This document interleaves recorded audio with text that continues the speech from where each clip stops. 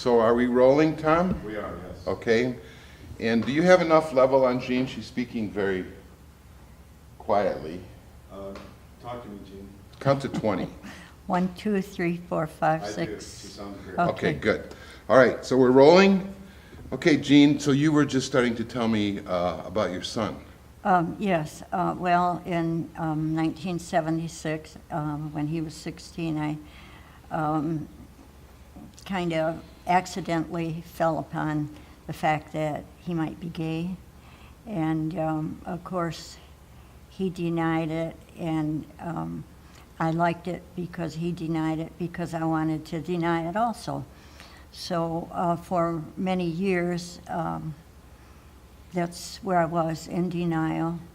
However, I felt like my life was just swirling out of control because of things that were going on.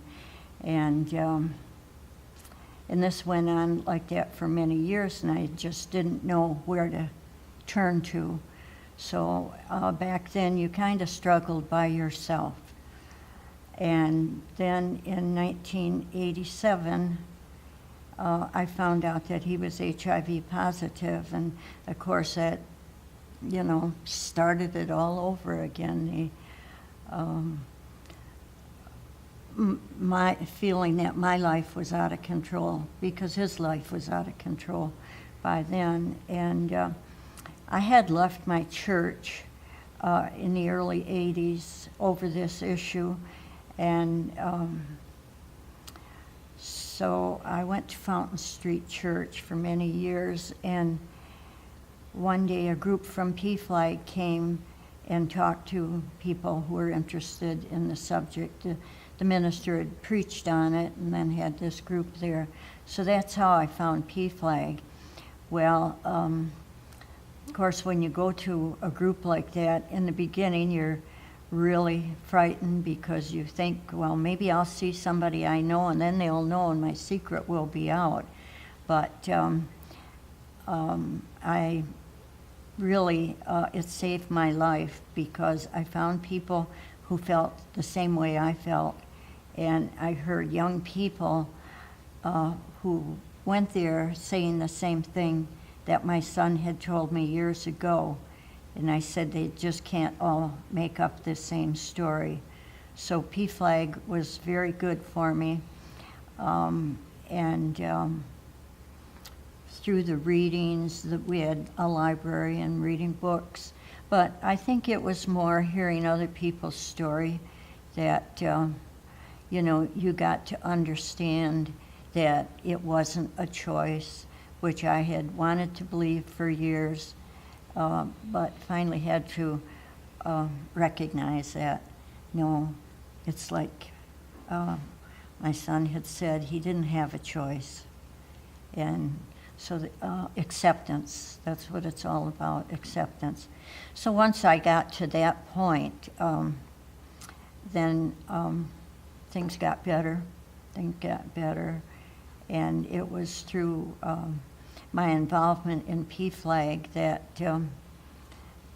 the AIDS Walk got started, and I was very active in that for many years.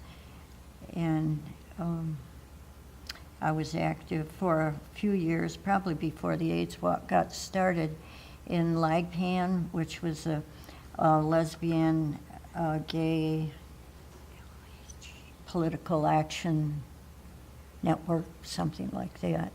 And that was kind of fun. We sent out little questionnaires to politicians when they were running, to get their answers and to see who was supportive. And then the person who started that left town, and it kind of folded up, but it was a good thing while it was going. And so I kept busy with the AIDS Walk and PFLAG for many years, and Well, let me ask you, just maybe back up a little bit about the early days with your son.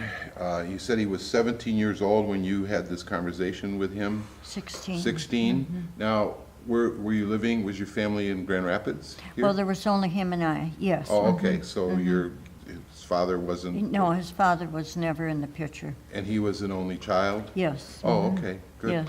All right, so yeah, I just was wondering how that dynamic was handled in the family, was just you and him, right? Just the two. And when, well, it was kind of funny how I discovered this. He went to Westminster Choir Camp one summer. I guess that would be the summer of '77. He was still 16 then. And after he came home, he started getting these letters from another boy. And he left one on his desk one day, and I happened to go home at lunch, and I don't know why. And he never would believe that I never read his mail prior to that, but I picked up that letter and I read it. And that's when I found out. Well, I was totally shocked. And I'm not sure I made it back to work that afternoon, but I did tell, after a few days, I told my sister, and she said, well, I knew something was wrong, so she always knew. She was always supportive of me, and supportive of him. So. Did he have so he was 16 at the time, did he have a period where he, the language of coming out, where he sort of said, okay, I accept this? Oh, not for years. Right. No, it was, he totally was in denial. Right. And, but then things happen, you see he's got a friend and they're going somewhere and stuff like that. So I, kind of put it together. Uh-huh. And then it happened that his father died out east, and he had gone out to Boston with his friend right after Christmas and stayed with his cousin who lived out there. So about a month later, his father died. So we went out to the funeral, and then he went back to school. He was at Michigan State then. And so I asked her, I said, well, now what went on while they were here? And she told me all about these gay bars they talked about going to and stuff like that. So when I got back, I went down to Michigan State one day, and we went out to lunch. I thought this is probably the best place to bring it up, was, not in the house where maybe he would blow up. Was he going to school at Yes, State? Okay. yes. And so when I confronted him with what she had said, and he said, that's right, Mother, and kind of like, that's the way it is. And after that, then when he came home, we did talk a little bit, and I had asked him about church.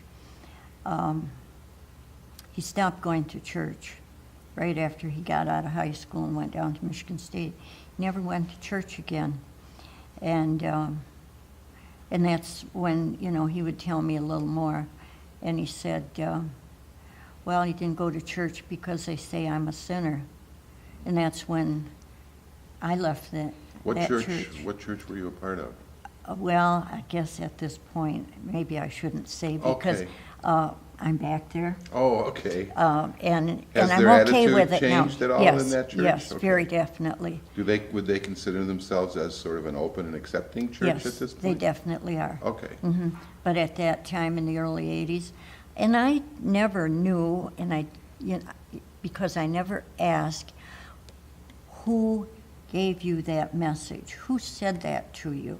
So I didn't know whether some kid had said it, whether he got it in a class that he might have been in, or heard it in a sermon. I don't know. So I never really knew where that message came from. Right.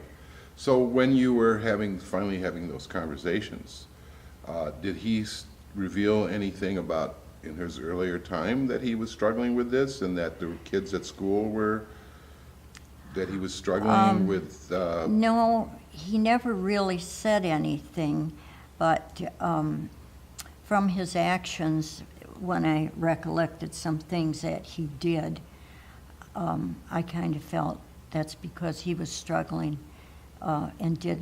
that's the way he was kind of acting out. Right. So take us through a little bit. So did he graduate from Michigan State? Yes, he did. Mhm. Okay, and so what year did he graduate He from? graduated in 1982. Okay. Mm-hmm. And then did he pursue a career, or what was his? Well, 1982, that was kind of a recession, and he really had difficulty finding a job. When he went to Michigan State, he studied language. He got his degree in liberal arts, but foreign language, he could speak French and German very fluent, and art history. And I went there, my sister and I went there in 1980 to Europe. He was taking a summer school class in Germany. And I lost my train of thought. And so he really didn't have a good background for finding a job, so he went out east and he took a little course in traveling and worked for a travel agency and did that for a while. And then later on in life, he did what he really told me he always wanted to do, and that was go to culinary school. And he went to a culinary school in Bethesda, Maryland called, well, it had a French name, the Academy of Cuisine, it would translate to. And so he did work for a few years as sous chef. I don't want to say a chef. He didn't work up to that yet, but then he went out to California. He had some friends out there, and then that's where he got sick. And so he never worked out there, and he was in the hospital for 3 months, and I was out there for 3 months. And then he came back to Grand Rapids, and he did die here. And he was with you at Yes. home, or? Yeah. Can you talk about that at all? What that? Did you guys talk a lot and kind of? Well, it's kind of hard to talk to a young person about death. Mm-hmm. And I really didn't know how. We did a little bit, but Was there actively involved in some healthcare in terms of or? Well, he did go to a Macaulay Clinic. Uh-huh. And as I say, he was in the hospital for 3 months out in California. His lung had collapsed. And he initially went to a hospital that gave him an antibiotic, which didn't do any good. And I went out, he was in San Francisco. I went out to San Francisco, and he had told me, you don't have to come out here. I'll be okay, you don't have to come out here.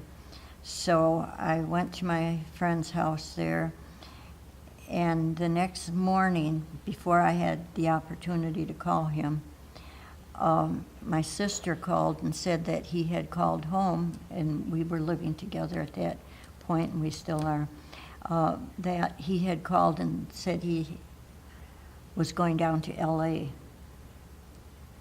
And so he had a friend down there. And I always have wondered if I had seen him in California or in San Francisco, if I had been able to get him to San Francisco General, who at that time was doing a lot of work with AIDS patients, that maybe he might have gotten the help he needed. But when that lung collapsed, and they just gave him an antibiotic, and until then after he was in LA for not very long, a few days, his friend took him to the hospital. And this was right at the time of the earthquake. He was in LA when they had the earthquake. And so then they put this tube in his side to drain this fluid. Well, he never got rid of that tube. He was home before he actually got rid of that tube.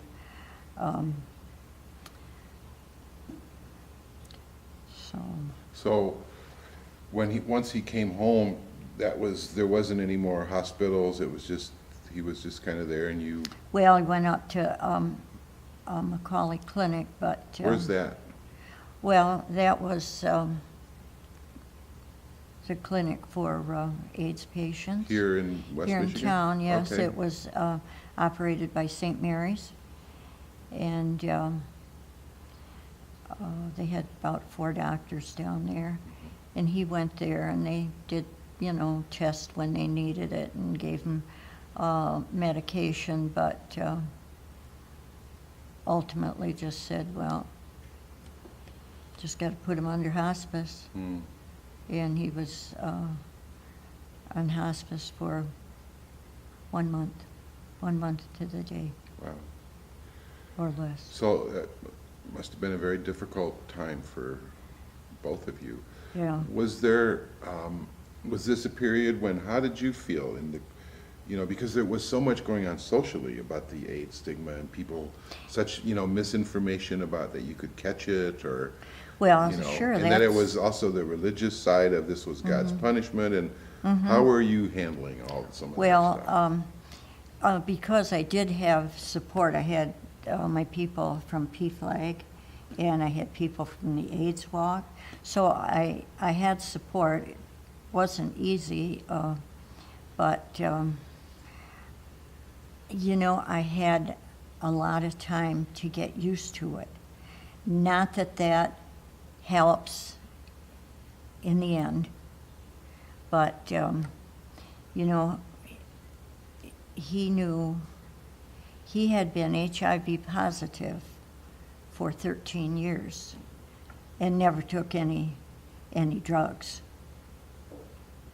And when he went to Macaulay Clinic, he didn't take as many drugs as they wanted him to.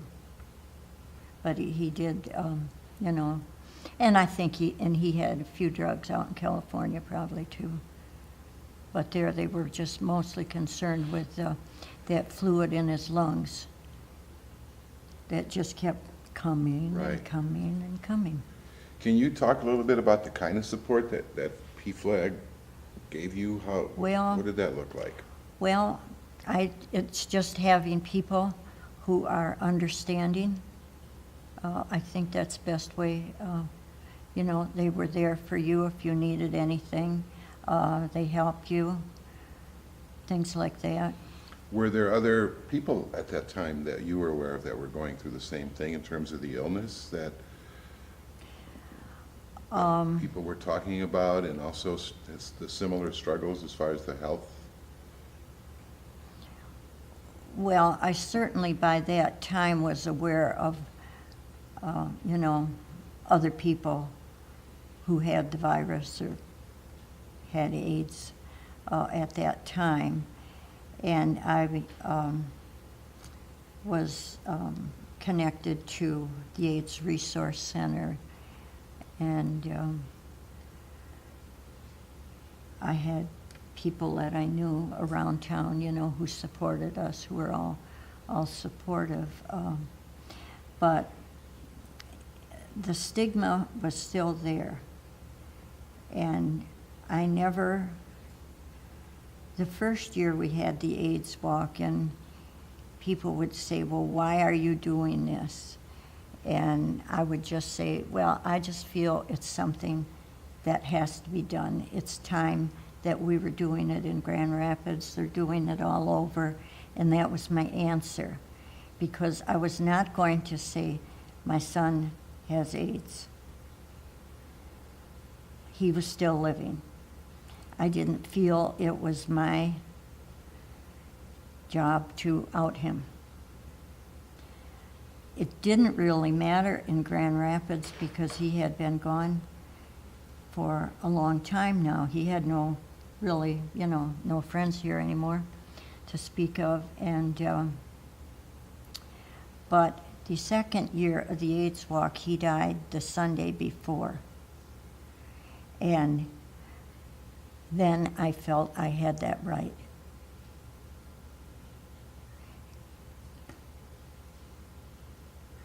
So, and by then, I really didn't care if anybody liked it or not. I said, if there's anybody who doesn't like it, that's their problem. It's not my problem. Did you have some experiences like that, though, where you ended up explaining? No, No. not really. Okay. No. And people said, I remember one lady saying to me, oh, you shouldn't have done that. You're going to get this garbage thrown in your front yard and stuff like that. It never happened. I never really had any adverse reactions Yeah. to anything. Right. I don't know what people say behind my back, Mhm. but then I really don't care. Yeah.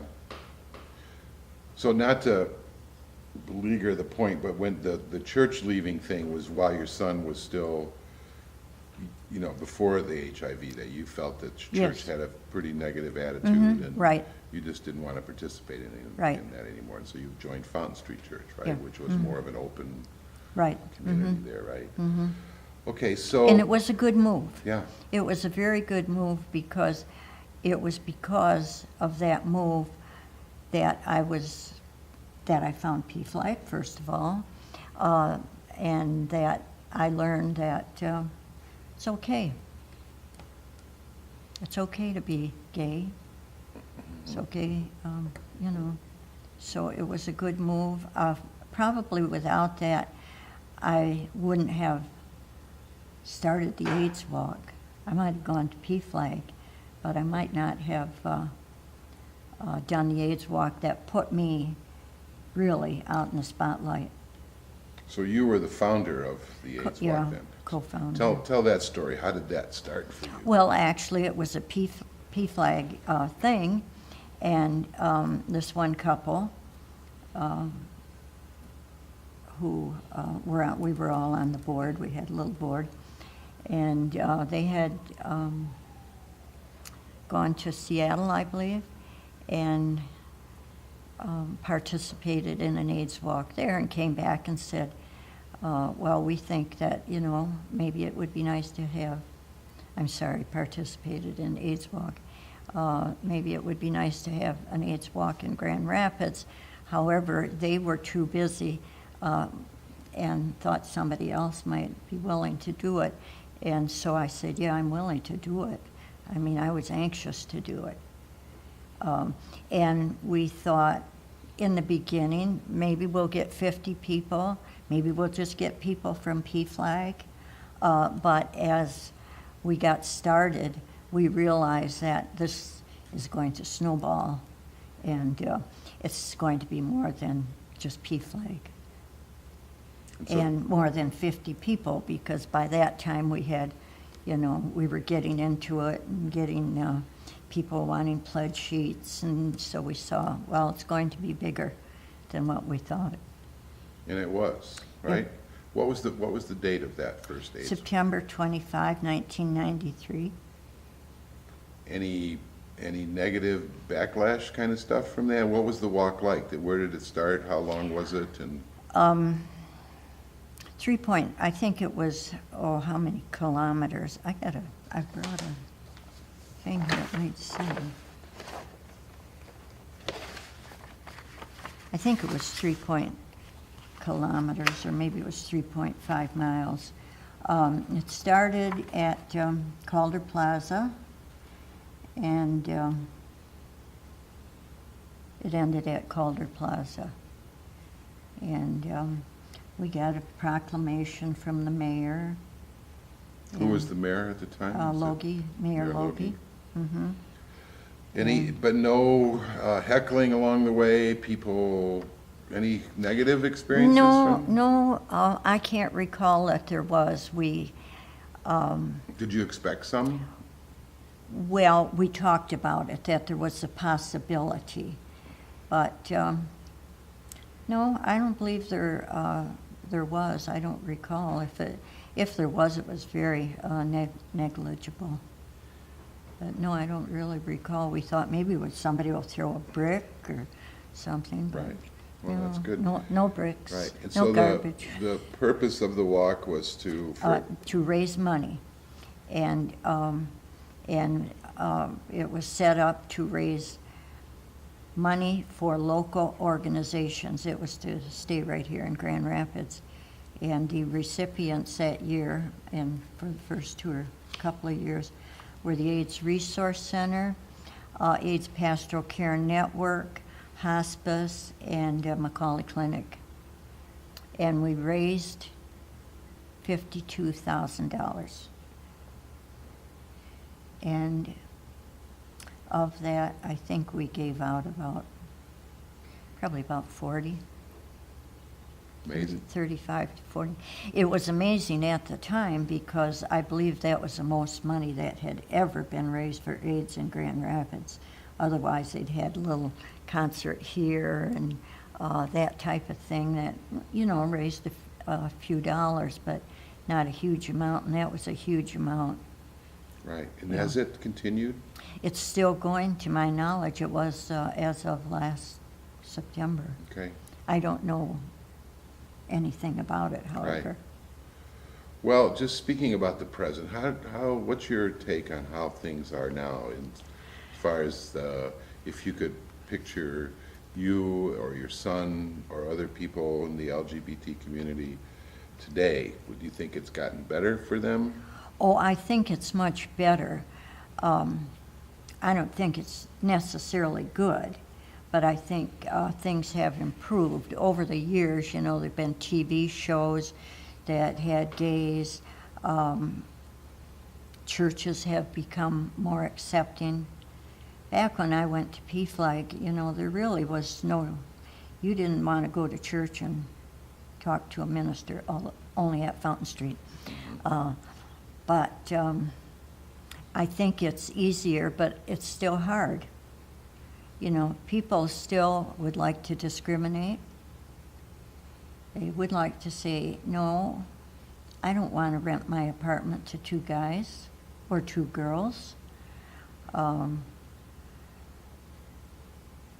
But I think people have become more accepting. There are more people that are accepting, more churches that are accepting. So I think it's a little bit easier, but it's still not easy, I'm sure, for any young person coming out as being gay. It's not easy. It's not easy for their family because, that's just not what you want for them. Right, that struggle, yeah. Yeah, it's a struggle.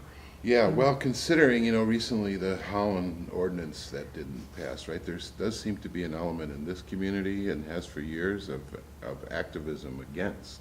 Oh, in Holland. Right. Yeah, well, yes. But here too in Grand Rapids, I think, right? The connection is very similar to the people in Holland that were opposed to this ordinance. I mean, they got it passed here, but there's still that element. Well, and there always will be, probably. There's always going to be a certain element that's going to say, you're a sinner. And you get people like Fred Phelps getting all their hate out at every opportunity. There's people that are going to grab onto that. Yeah. Yeah, is there anything that you would want to say to those people, given the opportunity to talk to them? On camera? Yeah. That's funny. I saw Fred Phelps in 1993 at the March on Washington with a sign that said, "God hates gays, God hates fags." Mhm. That was it. And I saw him again in 2000 when I went to Washington to take my son's quilt, and they were there. But yeah. Can you No, tell us? there, you know, there's nothing you can say to people like that. You're not going to change the way they think, and I can only say, well, God will take care of him. And Can you talk a little bit about your son's quilt? What was, because I know the story of the AIDS quilt that traveled around, but what was your son's quilt? What was that story? oh, well, it was just a panel that I made for him to put to be added to the quilt, and just had, you know, just with pictures, different pictures that kind of tell her story. And then you, Have you ever seen it? I've seen pictures of it. I've Oh, never you got seen to it. see it? I could have brought some Yeah. along. Yeah. But, yeah, it's very interesting. It's, you know, it really is very moving experience. Yeah. Mhm. Well, thinking about speaking to people, one of the things that we hope for this project, that we're also, you know, we plan on creating a final film that's an hour, hour and a half, that will have some screenings locally, but we also want to create an archive of these interviews that would be accessible to people 10, 15, 20, 30 years from now, historical archive. And to, just with that perspective, you know, what, because a lot of times, you know, we forget what came before. Even I forget. Right. And so given that opportunity, Jeanne, what, you know, would you want to say to people 20, 30 years from now and remind them? Oh, boy, that's a toughie. Yeah. Well, I would just hope that perhaps your project will help them to know what went on so that it doesn't get forgotten. One of the reasons I did the quilt in 2002 was because I felt there was complacency around AIDS, because in 1996, when the protease inhibitors came out and everybody thought AIDS is, you know, it's a cure and things like that, that they became very complacent. And so I said, we've got to remind people that this is still with us, and it hasn't gone away. It hasn't gone away today. I don't know if it will ever go away. But going back to the 80s, it's just hard to explain how difficult it was. And, you know, and the stigma that was attached to being gay or having AIDS. And it's no wonder, you know, nobody wanted to talk about it, because nobody wants to feel stigmatized over something they had no control over. And I think, you know, the message perhaps would be if people would understand that it was never a choice. That's the important thing to me, that I would like people to know, that people don't have a choice. Child can be born with cerebral palsy. That child doesn't have a choice either. In being born homosexual is no different. It is the way they are born. I don't understand why. I hope someday, you know, that I can understand it. I still don't understand why these things have to happen. But they do. Right. I don't have any more questions. Is there anything else that you would like to say? What materials did you bring? Oh, I just brought some of these, that's our first AIDS walk. Okay. And this logo was always my favorite because this was a year before Rick died. Actually, Rick died on this date the following year. But I looked at that and I said, that's a distressed heart. And then the next year it got changed, so, What else But did you that- bring, Jean? well, let's see. Well, that's Bob, just- is it possible that we can scan some of these items that Jean brought with it? Photographs of it later, and then we can put them in. Okay. This is the committee that did the first AIDS walk. Okay. And I'm there at the podium with brown hair. Okay, I see you. Yeah. I don't know. This was just a picture. This was the first year also of the registration. Maybe you can get a shot of this, Tom. Let's see.